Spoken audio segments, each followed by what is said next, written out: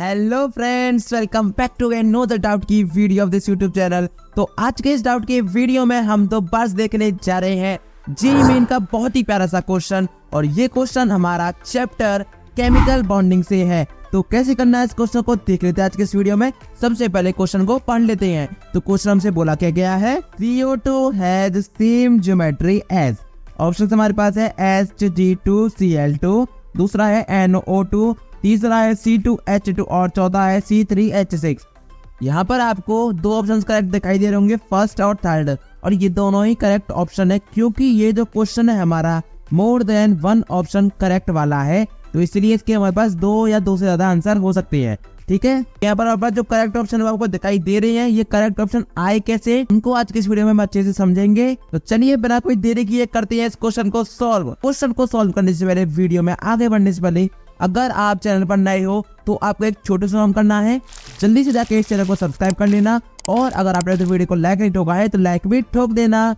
So let's see how to solve this question now. तो friends, हमारे पास जो क्वेश्चन में डिटेल्स दे रखी है, उन डिटेल्स को लिख लेते हैं और फिर इस क्वेश्चन को हम आगे सॉल्व करते हैं। देखिए, बस क्वेश्चन में दे रखा था CO2, जो कि हमसे पूछा गया था भाई किसके साथ ये आइसो स्ट्रक्चरल है। एज आइसो स्ट्रक्चरल मतलब कि क्या है, इसके जो स्ट्रक्चर है वो सेम हो भाई, किन किन के साथ सेम होगा वो हमें देखना है। ठीक है, सेम स्ट्रक्चर किसके साथ है। फिर यहाँ पर पास दो ऑप्शन आने हैं, यहाँ पर और यहाँ पर। ठीक है, तो हमारे पास पहला ऑप्शन था क्या, Hg2Cl2। ठीक है, दूसरा था मेरे पास NO2, तीसरा था मेरे पास C2H2 और चौथा था मेरे पास C3H6। अब देखिए, यहाँ पर आपको दिखाई दे रहा होगा आपके पास कोई भी प्रॉपर एक सेंट्रल एटम है नहीं, जैसे इसमें और इसमें और इसमें, लेकिन हमारे पास NO2 में प्रॉपर सेंट्रल एटम है जो कि नाइट्रोजन है। तो आपको क्या करना होगा, अगर आपको ऐसा दिखता है कि जहाँ पर सेंट्रल एटम नहीं मिल पा रहा आपको, तो आपको उसका स्ट्रक्चर पता होना जरूरी है, तभी आप क्वेश्चन कर पाएंगे। नहीं तो अगर ऐसा है कि वहाँ पर सेंट्रल एटम एक पर्टिकुलर स्पेसिफाई है, जैसे कि NO2 में है नाइट्रोजन, तो यहाँ पर आप इसकी हाइब्रिडेशन निकाल सकते हैं और जो CO2 की हाइब्रिडेशन होगी उसको आप मैच कर सकते हैं। पहले आपको हाइब्रिडेशन चेक कर लेनी है, अगर वो मैच कर रही है तभी स्ट्रक्चर सेम होगा। लेकिन अगर कुछ केसेस में ऐसा हो कि आप हाइब्रिडेशन निकाल ही नहीं पा रहे, तो आपको वहाँ पर उसका स्ट्रक्चर ही देखना होगा। तो देखिए, हमें CO2 को तो पता है लीनियर स्ट्रक्चर होता है क्योंकि इसकी हाइब्रिडेशन क्या होती है, sp होती है, sp हाइब्रिडेशन इसकी होती है।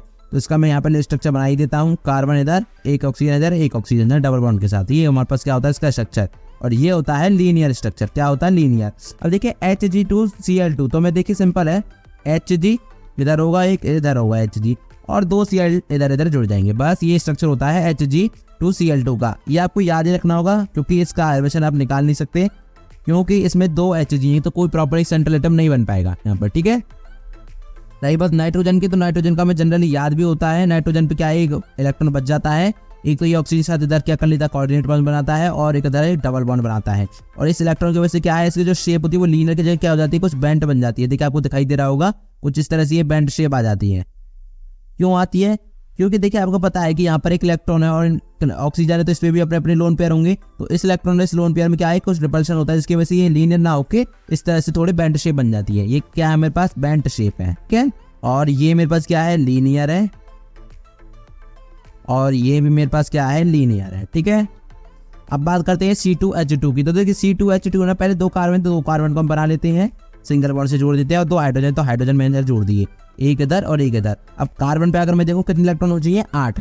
ठीक है, तो अगर ये बॉन्ड कितने बना रहा है, 1 2 दो बॉन्ड बना रहा है, लेकिन इसको अभी और भी चाहिए होंगे। देखिए, हाइड्रोजन के साथ इसने बना लिया, तो यहाँ पर अभी क्या है, 3 बॉन्ड बना लेगा कार्बन के साथ आपस में। तो क्या हो जाएगा, कार्बन यहाँ पर ट्रिपल बॉन्ड यहाँ बना दिया, तो 1 2 3 4, और इसमें भी 1 2 3 4। तो कार्बन पर किसी पे भी आप देख लीजिए तो आपको 8 इलेक्ट्रॉन मिलेंगे, मतलब कि ऑक्टेट कंप्लीट है। तो ये हमारे पास क्या है, एक लीनियर स्ट्रक्चर आ रहा है। क्या आ रहा है, एक लीनियर स्ट्रक्चर, कोई भी लोन पेयर नहीं है, तो कोई भी रिपल्शन नहीं है, तो ये भी हमारे पास क्या है, एक लीनियर स्ट्रक्चर आ रहा है। ठीक है, अब बात कर लेते हैं C3H6 की। तो देखिए C3H6 है, तो 3 कार्बन आपको पहले लिख लेनी है, सिंगल बॉन्ड के साथ जोड़ दो। ठीक है, ये समझ आ गया। अब देखिए 6 हाइड्रोजन है, तो मैं क्या करता हूँ, इधर से लेके चलता हूँ, 3 हाइड्रोजन इधर जोड़ दिए क्योंकि कार्बन की हमने इधर पूरी कर दी, फुलफिल हो गई। अब इधर मेरे पास क्या हुआ, एक कार्बन है, तो इधर एक हाइड्रोजन जोड़ दिया। अब मेरे पास कितने हो गए, 4 हो गए, अभी 2 हाइड्रोजन बच गए हैं, तो मैं क्या कर रहा हूँ, एंड वाले पे जोड़ रहा हूँ। ठीक है, इधर एक और इधर एक, 2 हाइड्रोजन इधर जोड़ दिए। कार्बन पे मेरे पास कितनी है, 3 बॉन्ड बन रहे हैं, एक बॉन्ड बना रहे थे, यहाँ बना लेता हूँ। तो देखिए, अगर इस कार्बन पे देखो तो 1 2 3 4 4 बॉन्ड बन गए, इसमें देखो तो 1 2 3 4 4 बॉन्ड बन गए। तो ये प्रॉपर हमारे पास एक स्ट्रक्चर आ चुका है।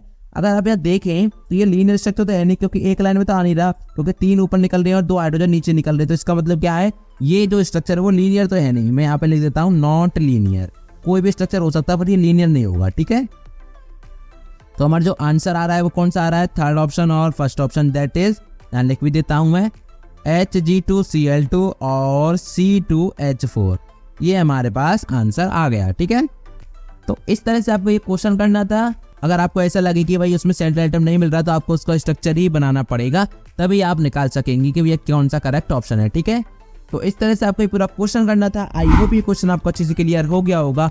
अगर आपको कोई भी डाउट बचता है तो एक बार इस वीडियो को रिवर्स करके देख लेना, आपका जो भी डाउट होगा वो क्लियर हो जाएगा। लेकिन अगर इसके बाद भी आपका डाउट क्लियर नहीं होता है तो आप इस वीडियो के नीचे आके मुझसे कमेंट में पूछ सकते हैं। मैं वहाँ पर आपका जो भी डाउट होगा उसको एक्सप्लेन कर दूंगा। और अगर आप चाहते हैं कि जो सॉल्यूशन मैंने आपके साथ डिस्कस किया है ये आपको डाउनलोड करना है, तो इसके लिए आपको एक छोटा सा काम करना है। जल्दी से इस वीडियो के डिस्क्रिप्शन में चले जाना, वहाँ पर आपको एक लिंक मिलेगी, उस पर आप क्लिक करेंगे तो इस पेज को डाउनलोड भी कर सकेंगे। Thank you so much for watching this video. मिलता हूँ अगली वीडियो में अगले डाउट क्वेश्चन के साथ। Till then bye bye, Tata.